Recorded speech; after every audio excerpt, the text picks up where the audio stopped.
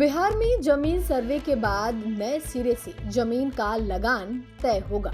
साथ ही जमीन की पहचान, जमीन की प्रकृति में भी संशोधन किया जाएगा। बिहार सरकार 2026 के अंत तक एक व्यापक जमीन सर्वे की योजना बना रही है, जिसके बाद जमीन का लगान और प्रकृति नए सिरे से निर्धारित की जाएगी।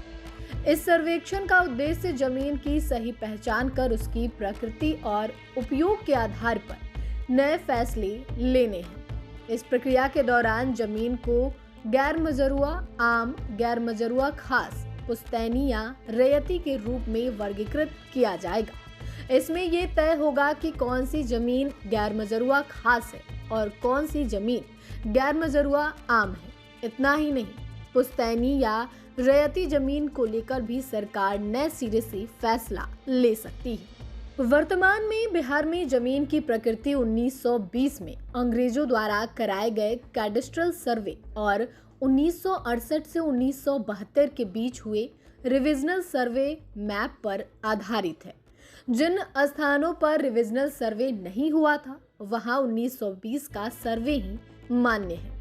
यह पुराने सर्वेक्षण जमीन की प्रकृति के बारे में अधिकृत जानकारी प्रदान करते हैं, लेकिन वर्तमान में इसके लिए कई पहलुओं को नए सिरे से परिभाषित करने की आवश्यकता महसूस की जा रही है। सर्वे के बाद जमीन की किस्म को धनहर, खेती योग्य, आवासीय, भीट, आवासीय के पास की जमीन और व्यावसायिक के रूप में वर्गीकृत किया जाएगा। यह वर्गीकरण जमीन के उपयोग को ध्यान में रखते हुए किया जाएगा ताकि उचित लगान निर्धारित किया जा सके। गैर मजरूआ आम, यह जमीन रैयतों के नाम पर होती है जिसका उपयोग पूरे समाज के लिए किया जाता है। गैर मजरूआ खास, यह भी रैयतों के नाम पर होती है, लेकिन इसका बंदोबस्त बदला नहीं जा सकता। केसर ए हिंद, यह भूमि केंद्र सरकार के अधीन आती है। पुश्तैनी या रैयती भूमि, यह निजी जमीन होती है जिसकी खरीद बिक्री की जा सकती है। राज्य सरकार ने जमीन विवादों के समाधान के लिए एडीएम राजस्व को अधिकृत किया है, जो जमीन से जुड़े मामलों का निपटारा करेंगे।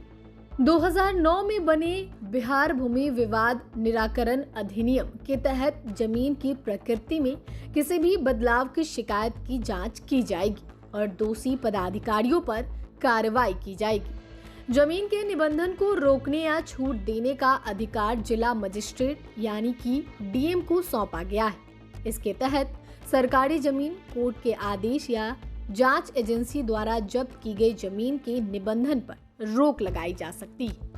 डीएम ने इसके लिए एक कमेटी बना दी है। यह कमेटी समीक्षा करके रोक सूची में किसी खाता, खिसरा एवं प्लॉट संख्या को जोड़ती या हटाती है।